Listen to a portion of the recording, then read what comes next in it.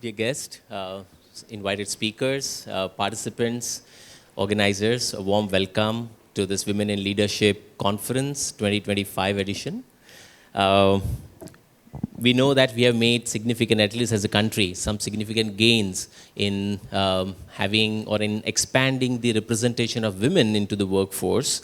However, what is still a glaring gap in front of us is their positions or in their percentage of inclusion into the leadership position. We know that women leadership it's still sparse, scant, and non-existent in many of the organizations, and our endeavor is to really work towards creating line of women leaders, providing them platform to express themselves and also inspire them.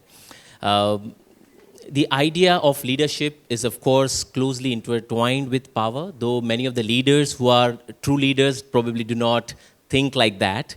There are two types of powers, of course. We know the coercive power and the purposive power. Most of the men use coercive power, and that's what the leadership style is often being referred to, alluded to by Dr. Menon.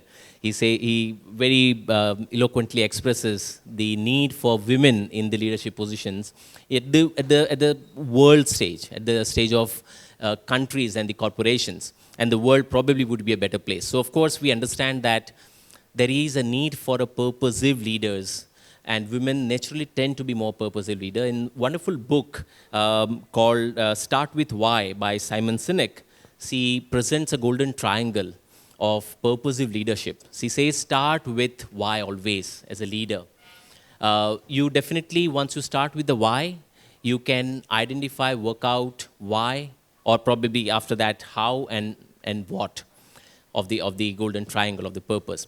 So in that sense, I'm really privileged to have this fireside conversation with one of the leaders, Mamta Saikia ji. To me, she presents this purposive leadership. And if I can quickly present a very brief bio and then start the conversation. Yes, I would be extremely mindful, ma'am. Thank you so much. So, Ms. Mamta Saikia is Chief Executive Officer of Bharti Airtel Foundation, the philanthropic arm of Bharti Enterprise. As CEO of Bharti Airtel Foundation, she played a key role in project expansion, enhancement of quality standards, system efficiency, while consistently keeping the team's morale high to deliver best in challenging ground conditions. She has, of course, developed several educational program grounds up, and the impact and the score and the scale and scope of these programs is extremely impressive. Uh, Prior to joining Bharti Foundation, she worked with CRY, Child Rights and You, where she held various positions, including a member of the management committee, head resource mobilization, and head global operations. She has served as chair SAFRG and has been on the board of Resource Alliance UK. She was honored in 2019 Influencer Leader by AACSB International. She was among top 100 women achievers in India 2015-16 under an initiative by Ministry of Women and Child Development. So as we understand that, ma'am, we have about 20 to 25 minutes of time to ask some of the questions that I have, and I would again be keen to take a few questions, time permitting, from the audience as well. And as we start the discussion on the purpose of leadership, may I request you to again quickly share the way you found your purpose in life and what has been your journey so far? Thank you so much, Pratik. I'm clear, I hope. So the reason I told you to keep profile short was I find it very embarrassing, and my team sends this long page. I think I should reduce the long page. So I'm an MBA by training, and I'm a physics graduate, a science person. And after MBA, I got into power consultancy. So, you're looking at rice husk utilization, you're looking at steam turbines, gas turbines, and things like that. And, there was, one day I was climbing up the stairs to my office to remain fit, and I could just feel the weight, just couldn't reach the floor of my office because there was another big project which had come from the World Bank on rice husk utilization and its techno-economic feasibility and things like that. I think there comes a time in your life when steam turbines don't excite you that much. So I remember going up and I remember coming back and I just went back home. I said, I cannot do this. And I was in touch with a lot of other my batchmates. They were in FMCG and things like that. So then I was having a chat with my father on this, a sense of emptiness, a sense of hollowness that you feel within. So my father, he's a statistician, he's a doctor, he's a professor. And I'm talking year 1991, I finished my MBA, right? After I was doing MSc Physics when I got into MBA, so I left MSc Physics in between. So my father was pretty upset. उन्होंने एक वो phrase बोलते हैं, all of you are very young, I don't know whether you'll know it or not, पढ़े फारसी बेचे तेल, right? So he used to be pretty upset about the fact कि तुम MSc कर रही हो, physics कर रही हो, तुम MBA करोगी, उसके बाद जाके credit card बेचोगी, soap बेचोगी, for him, he just wasn't inspired by my MBA choice. Today he's a happy man, he's very happy, he's very proud of me because I'm using my skills for something good. But nevertheless, after MBA, I got into power consultancy, not an FMCG company. So he was a little relieved कि थोड़ा ठीक से काम कर रही है. But that sense of hollowness persisted. And then I was having a chat with him. And he said,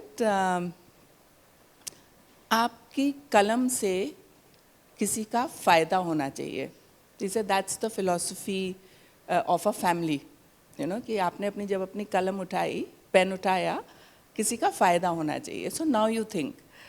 And I think what Tanu ma'am was saying, universe conspires, So here I am, I left my job, and within, I think, 10-15 days comes an advertisement from CRY, then Child Relief and You, that they were planning to start an fundraising unit. Right? Now imagine a fundraising unit requires marketing skills. I was on a marketing MBA. And I saw that ad and I couldn't believe everything that it required. So in those days, we didn't have emails. I'm talking 1992, 93. So I used to really write letters. My God, I used to buy a bunch of those yellow envelopes, छोटे वाले. कितने लोगों ने देखे हैं? मुझे नहीं लगता किसी ने देखे होंगे. छोटे-छोटे yellow envelope आते थे, वो 50 पैसा के, फिर 1 rupee की stamp हो गई उस पे. खूब रखती थी मैं.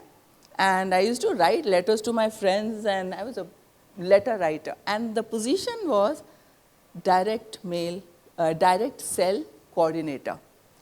It's like somebody actually looked at my wish, looked at my skills, looked at my passion, and created the job description. And I think God sent that opportunity towards me. I grabbed it with both my hands. And like they say, if you find the job that you love, then you don't realize that you're working. CRY was, I think, a 3 crore charity. They had CRY cards. How many of you have seen CRY cards, right? So CRY cards was the only thing that CRY had. And I joined them, and I was very lucky. I think I've been fortunate enough to be at the right place at the right time, and God has been kind. So I started the direct mail cell. We had, in those days, letters and donation card, and people had to cut a check, staple it, send it back in a book post envelope. Half of you have not understood what I've said. So we still managed to have 2 lakh donors. 2 lakh was a big thing. I created the first software, donation management software, in the country. We started corporate donations long back. I started global operations. I think the joy of knowing that my skills, because I was not MSW trained. I was not trained in the field of development, but to actually find that place where your skills can actually change lives was a God's gift. And I was very happy that I got to do that. But in year 2000, I go through these phases of what I call I break and I make myself again.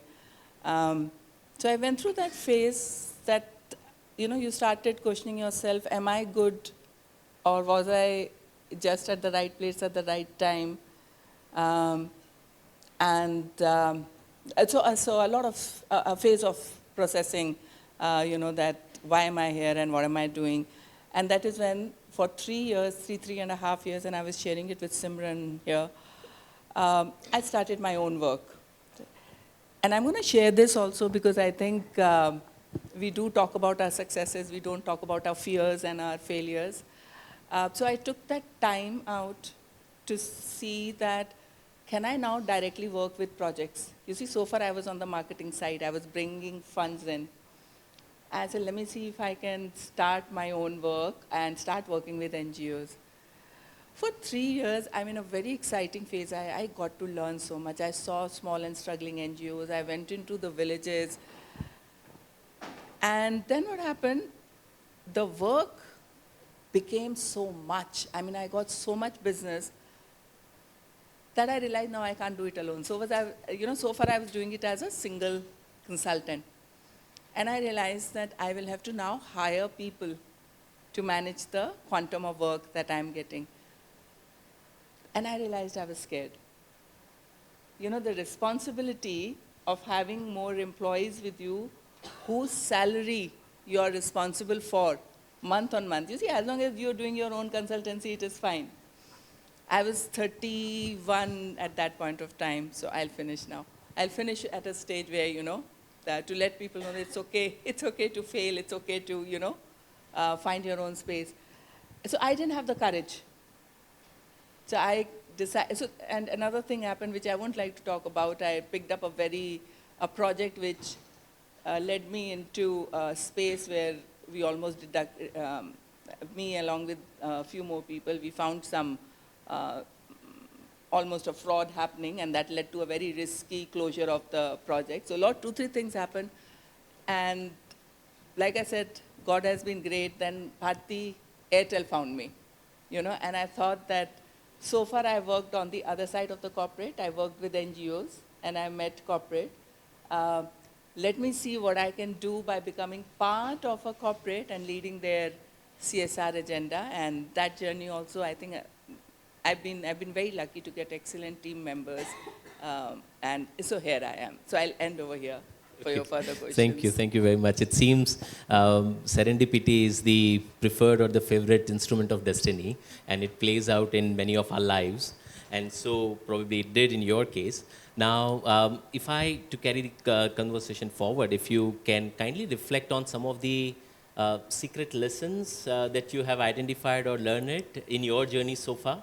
And second, as a follow-up question to that, how does those secret realizations or the lessons related to, of course, leadership and purposeful leadership comes to challenge the traditional model of the leadership that are being propagated by the popular press or by the business school being the most, the culprit number one in that case?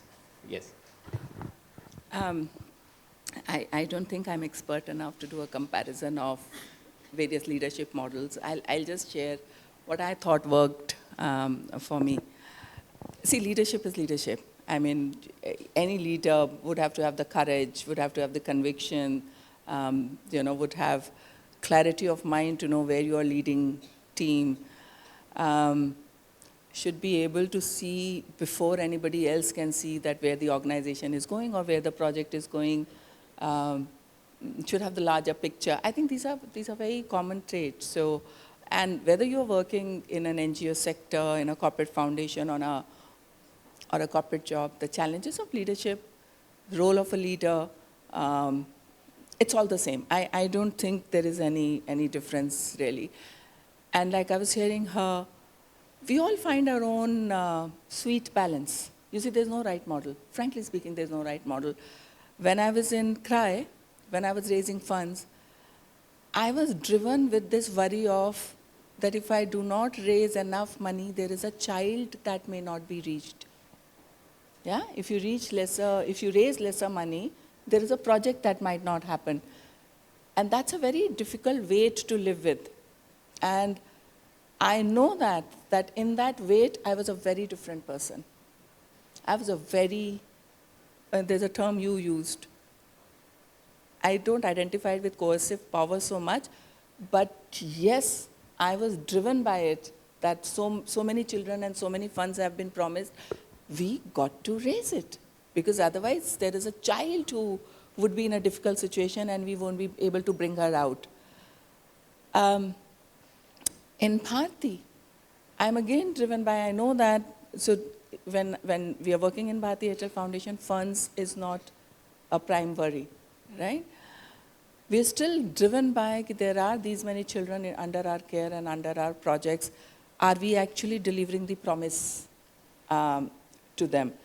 You are driven by that. But I know that now I'm a very different leader. I think I won't repeat the journey that Tanu ma'am talked about. It's the same journey. And I think somewhere age plays a role. You mellow down a little. You actually start experimenting with some tools and you may find certain tools work better and you grow as a leader. But there are just two things working in this sector that I've found, I actually discovered when I joined Bharti Airtel Foundation.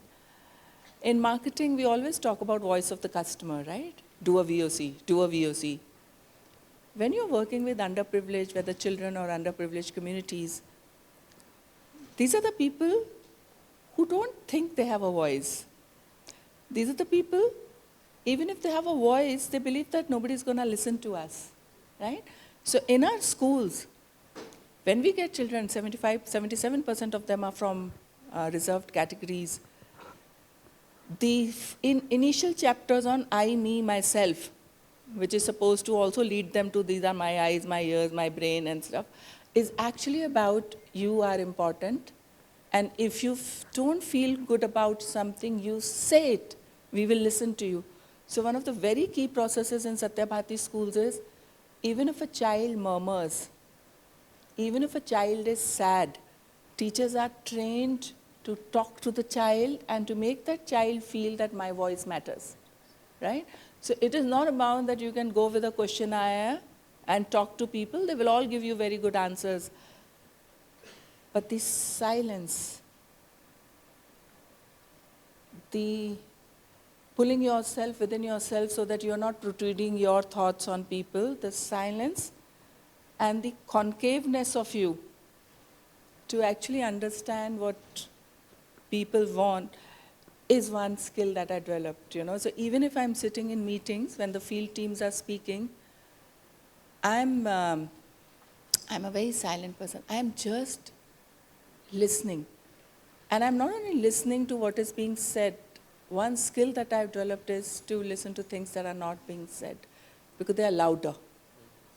They are really loud, and the real solutions lie, and the real problems lie in things that are not being said. And to be that reflective, and I've grown into it.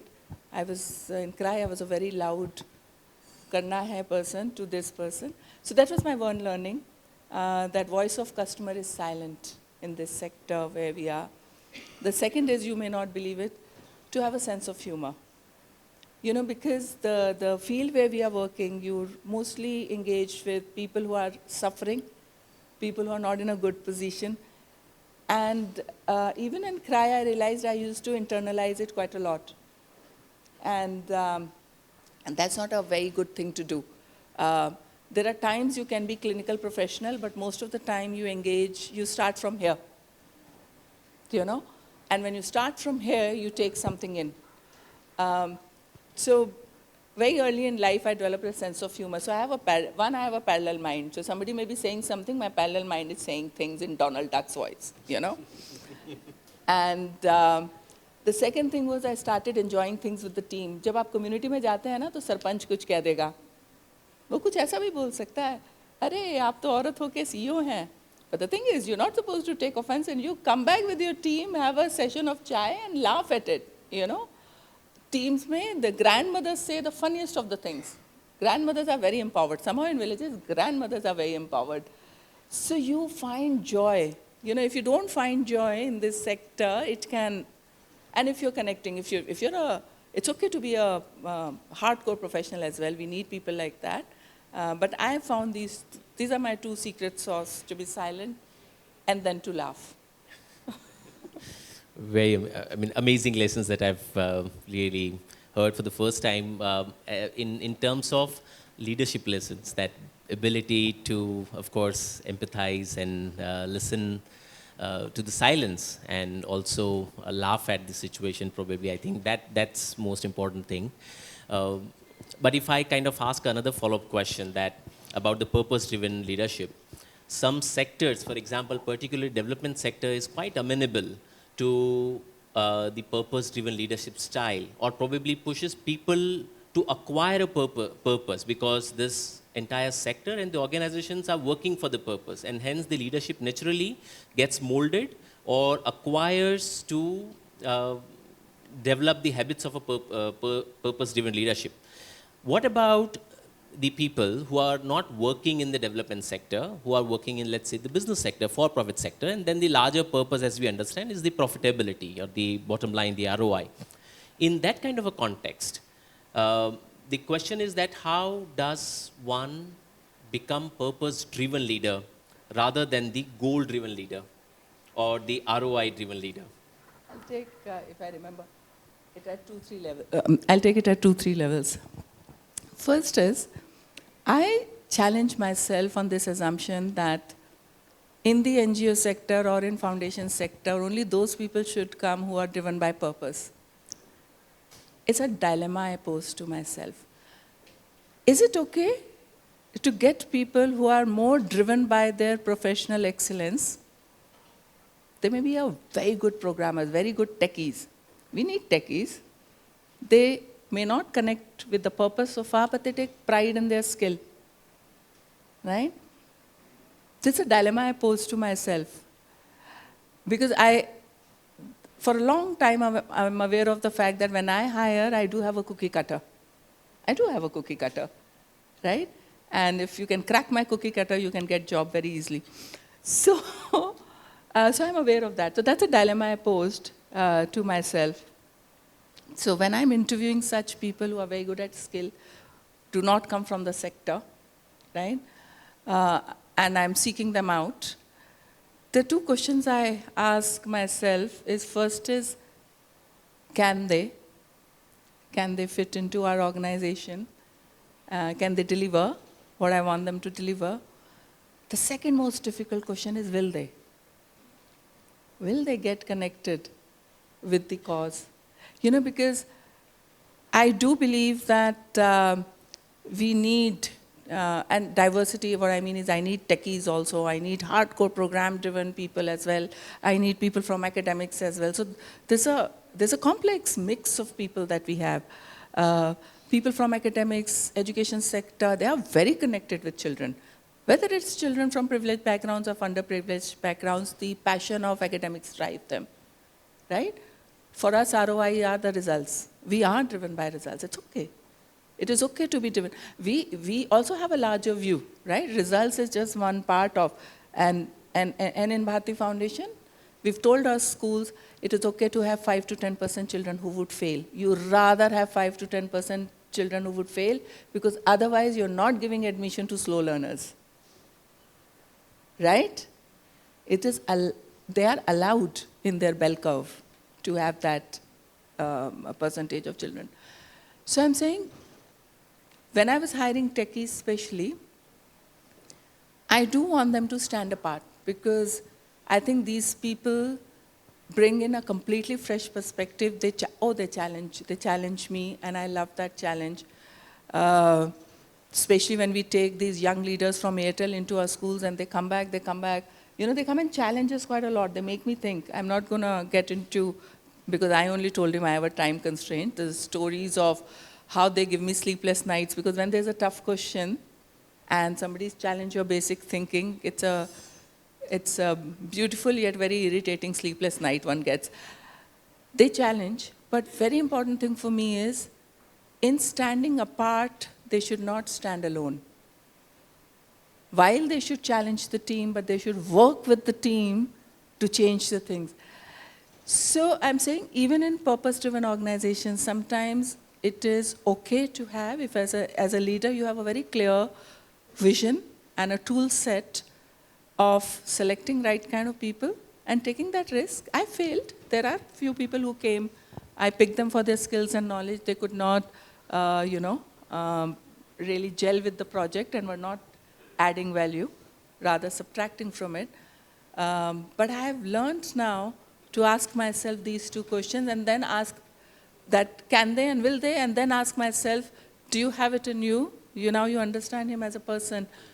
Do you think you can work with this person to turn him into a Bharti Airtel Foundation person?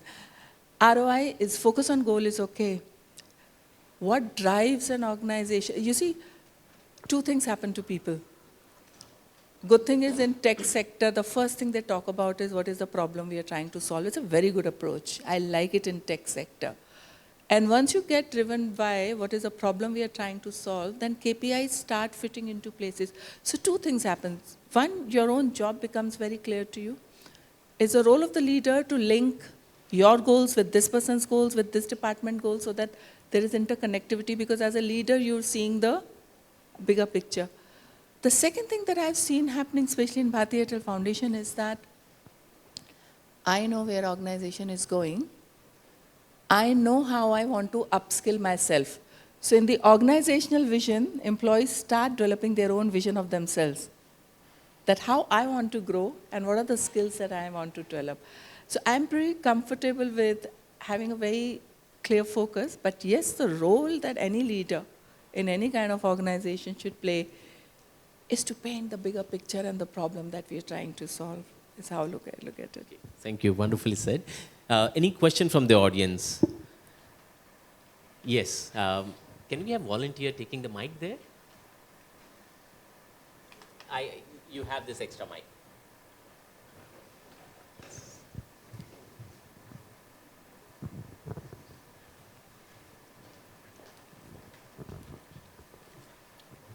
Hello, ma'am. It was lovely hearing you speak, especially the point where we don't need to bring in students who are all going to succeed. We should allow for a certain percentage who are going to fail. And my question is unrelated, but I just wanted to thank you for that point. My question is, I think oftentimes women are criticized for their emotional and how high they are on emotions. And one of the quotes by Warren Buffett is, just don't react to things emotionally and you will suffer less. How do you delineate emotions and logic when you're making decisions as a leader? And should we just totally ignore emotions altogether? I'm lucky because I work in a sector which is so much driven by passion, right? That I may be telling my male, female, both team members to calm down. So, when you have passion-driven people, you wear your emotions on sleeve, right? I've been with Bharti Airtel Foundation for 21 years. I've set up the schools, right? I have no idea why I go to schools and I cry. I have no idea. I cry, right? And not howl, but so there is a march past happening, and there are tears streaming down, and then initially I used to be embarrassed. You do this, you take your palla, you do this. But now I know, all my teachers know, all my children know, 40,000 children, right? And my field team knows. We have 154 schools. Field teams know, right? And I think they have a bet going who will make Mamta ma'am cry. So there's somebody wins something. So there's a march past happening, and I'm seeing, you see these underprivileged children. I've seen their houses, and they're marching with pride. You do cry, right? So I've been lucky. I've not only had the freedom to wear my emotions in my eyes, and in that I've given freedom to my team to wear their emotions when they want to. And we do, all of us play that role of one person would be sensible in the meeting when everybody else gets very emotionally disturbed. So in our setup, it has been easy. And like I said, I get these people from diverse. We make sure in all our program meeting, finance ke bande baithe hain. You know, so they bring the meeting to order when everybody else is getting emotional. So I've been fortunate that way. But like I said, the advantage and power of being a true, I'm stopping myself from using the word women because I've seen enough men as well. But the advantage and power of being a woman is that we have the entire spectrum of emotions.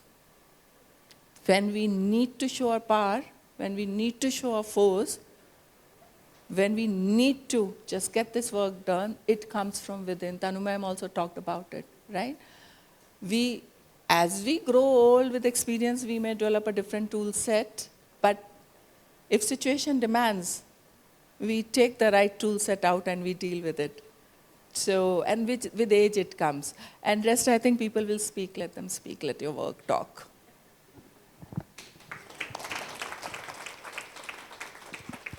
Okay, we are running short of time, and to wrap up this session, if I may, ma'am, ask you to just kind of leave an audience with maybe one or two principles that they can internalize in that sentence, do so and don't do so and so, something like that. If these are your parting remarks or closing remarks of this session, then it'd be nice, I think. I shall become a professor very soon. I'll tell you one thing that drives me, has driven me always in my life, and it leaves me feeling very angry and frustrated with myself at times, is the sentence, and I'm borrowing it from Ripon Kapoor, who was the founder of CRY. Very simple sentence, and it can drive you mad. So adopt it at your own risk. What I can do, I must do. What I can do, I must do. Which means, if it is about water conservation, please stop keeping the tap open while you are soaping your hands, right?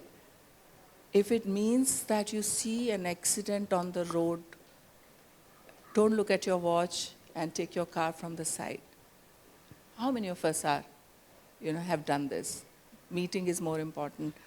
When your colleague is down, if you can go in the evening, or there is some health issue, if you can, just don't always look at my maid has to come or my family is reaching home. If one detour to the hospital, I know what Delhi roads are. I know one detour to the hospital may cost you 3 hours.